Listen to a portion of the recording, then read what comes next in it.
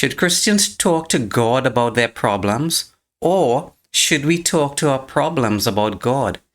Can we literally speak to our mountains? Or was that just some figure of speech? The correct meaning of Mark 11 is coming up right now.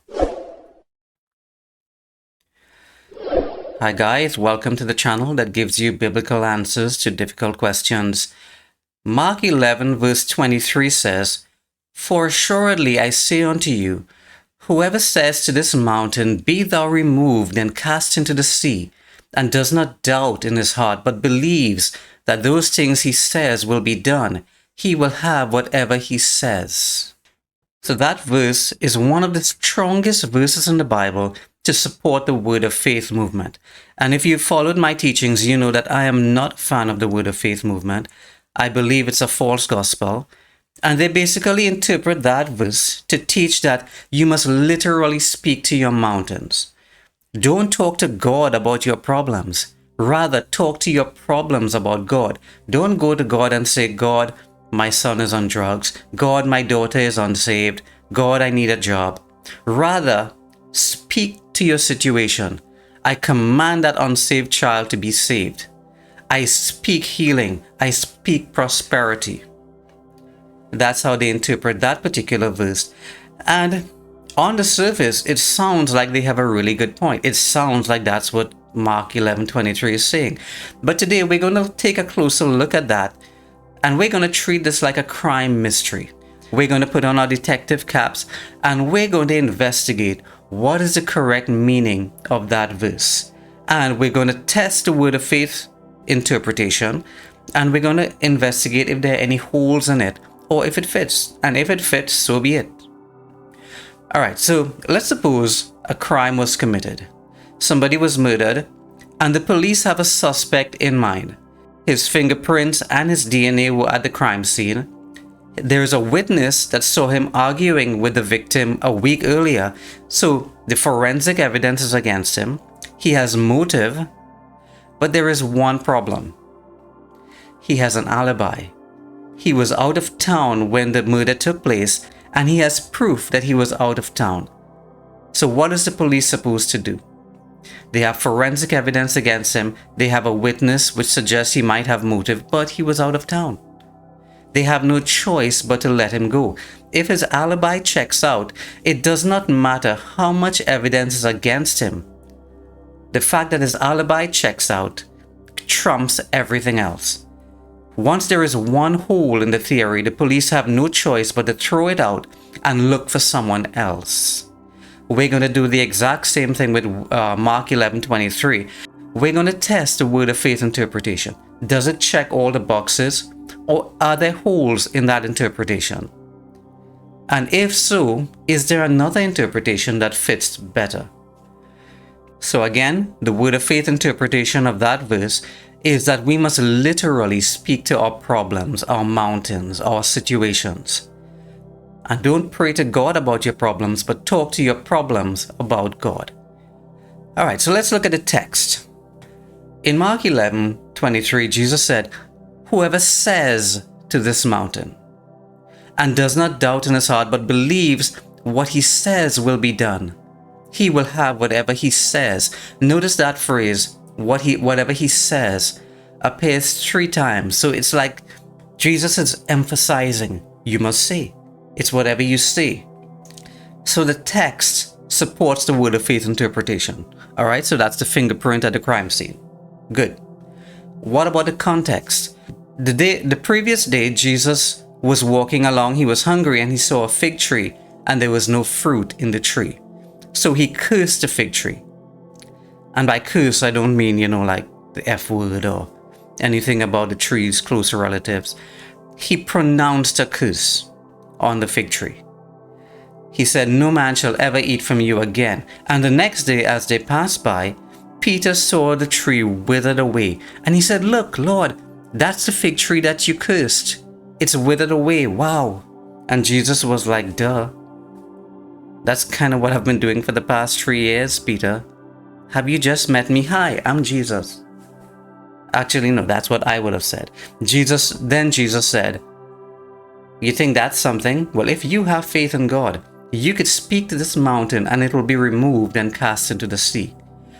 So in the context, Jesus spoke to the fig tree. So the context supports the word of faith interpretation, right? So again, that's the text supports it, the context supports it. So far, so good for the word of faith interpretation. It looks like Jesus is saying, you must speak to your mountains. There is, however, one problem. A very important question to ask is, how did the apostles of Christ, how did his disciples interpret what Jesus said? Well, how could we know that? We can't look into their brains and know how they interpreted Jesus. Well, actually, we could. We can't look into their brains, but we could look into their lives as revealed to us in the scriptures, especially in the book of Acts. That would give us a clue as to how the disciples understood Jesus. The real issue here, was Jesus being literal? Was he saying that you must literally speak to your mountains? Or was that some figure of speech? Did the disciples of Christ go around speaking to their mountains? Did they speak to their problems? And the answer is no. When Paul got a thorn in the flesh in 2 Corinthians chapter 12, the Bible said he pleaded with God 3 times. And God told him, no, my grace is sufficient for you. He did not speak to the thorn. He did not speak to his problems. Whatever that thorn was irrelevant. He did not speak to it. Paul said he was shipwrecked so many times, and one of those shipwrecks is detailed in Acts chapter 27.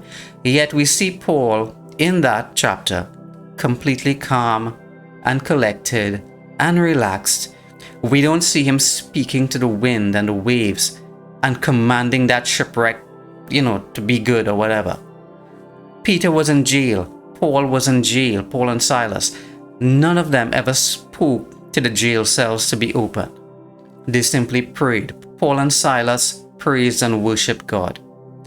So there is no precedent in the Bible where the disciples of Christ literally spoke to their situations. You might say, well, why is that important? Jesus said what he said. The reason that's important is because we are trying to figure out, was Jesus being literal or was he being figurative? How did they interpret it? And it seems to me that they did not interpret it literally, but they interpreted it figuratively, because it seems to me that whenever they encountered a problem, they did not speak to their problems, but they simply trusted God for his grace to take them through. They simply trusted God that by putting their faith in him and their trust in him, he would help them to overcome any circumstance, any problem or obstacle in their life. They did not speak to their problems. Again, going back to Paul in 2 Corinthians 12, he pleaded with God. And God said, my grace is sufficient for you. So he trusted God that by his grace, he would be able to overcome and endure whatever that thorn was, whatever trial, sickness, however you understand that thorn to be. Let's expand on this a little bit, because I know that if you're already sold on the word of faith interpretation, you will not listen to what I'm saying right now. But let me prove it to you. Jesus said you will speak in tongues. The disciples literally spoke in tongues. He said you will lay hands on the sick and they will recover. They literally heal the sick. He said you will cast out demons. They literally cast out demons. He said you will be hated and persecuted. They will literally hated and persecuted. But then he said, if your right arm offends you, cut it out. If your right eye offends you, pluck it out. Now, was Jesus being literal or figurative? We could guess, but how do we know for sure? Well, we could look at the lives of the disciples who were right there with him. These were the people that God chose and anointed to write scripture. They were inspired by God to write scripture. So I think their opinions are important. How did they interpret Jesus? Did you see any of the disciples cutting off their arms or plucking out their eyes? Did they ever teach anybody to cut off their hands and their eyes or any body part? No. They did not literally cut their hands off or their eyes off, but rather Paul said things like, come out from among them. What fellowship has light with darkness? Do not be unequally yoked with unbelievers. If eating meat offends you, don't eat meat. That's how he interpreted Jesus' words. He did not teach people to literally cut their hands off or pluck their eyes off, but rather, he taught them, whatever is causing you to stumble, stay away from that. Cut that out of your life. So that's how I know that Jesus was not telling you to literally cut your hands off or pluck your eyes off, but he was being figurative. He was using a figure of speech called a hyperbole, which is an exaggerated way of saying something, just to make the point. Question: was Jesus using a hyperbole in Mark 11 when he said, "If you say to this mountain, be thou removed and cast into the sea, it will obey you"? Or was he being literal? Well, how did the disciples understand Christ? And to me, none of them literally spoke to their mountains. None of them ever told Christians to literally speak to their situations. But rather, they taught people to trust in God and that for his grace to take them through. That's the precedent that they set. So how the disciples of Christ who were right there with him when he spoke those words, how they reacted in their lives and how they interpreted Jesus' statement is a big clue as to whether Jesus was being literal or figurative.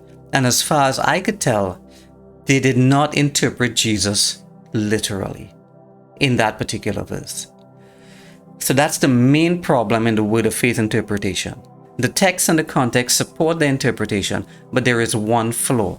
And that one flaw means you have to now seriously question whether that is the correct interpretation. So is there another interpretation that fits better?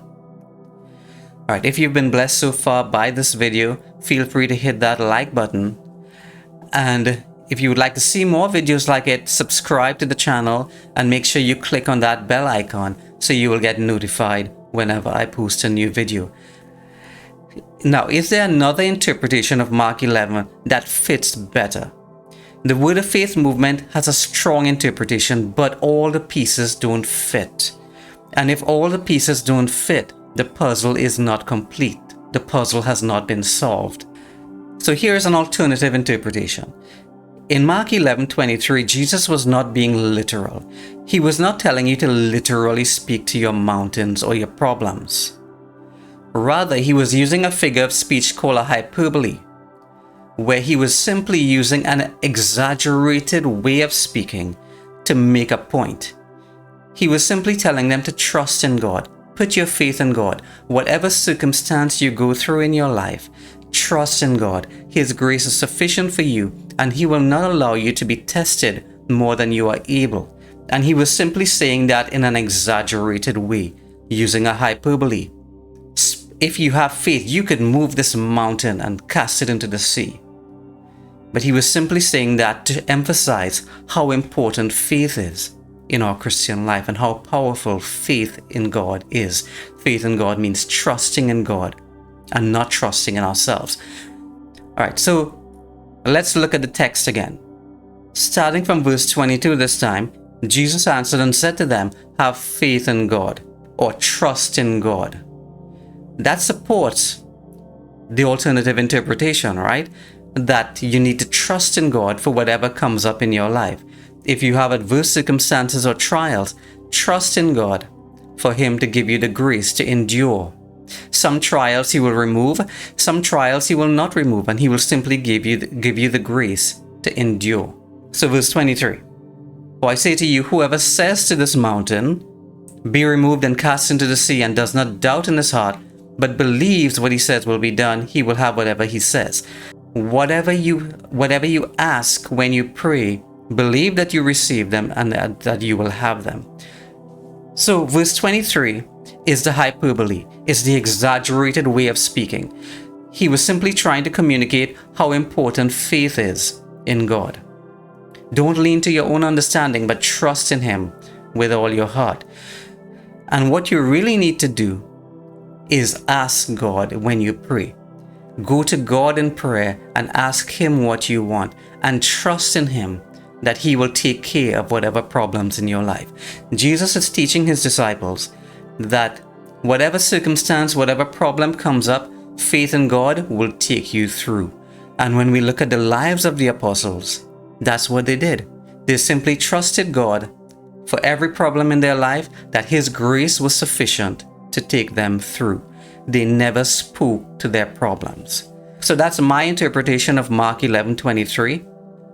And as far as I could tell, all the pieces of the puzzle fit, as long as you understand that Jesus was not being literal. The text could be interpreted both ways, but my interpretation is consistent with the rest of Scripture and the lives of the disciples. The Word of Faith interpretation fits the text, but is not consistent with other parts of the Bible. And that's why I believe the Word of Faith interpretation is not correct. God is not telling you to speak to your problems. He's telling you to trust in God. Ask Him for His grace to take you through. So if your child is unsaved, or if your child is on drugs, don't waste your time speaking into the atmosphere and saying, I command that drug addiction to be broken. I speak salvation into their life. That's rubbish. Nobody in the Bible did that. Simply go to God and pray. Well, I've been praying and it doesn't work. Pray and keep on praying. The Bible teaches us consistency in prayer. Whatever your trial, whatever your situation, trust in God that His grace is sufficient for you and it will take you through. So on your screen is another video that you might be interested in. Feel free to check it out. So God bless you guys, and I will see you all next time.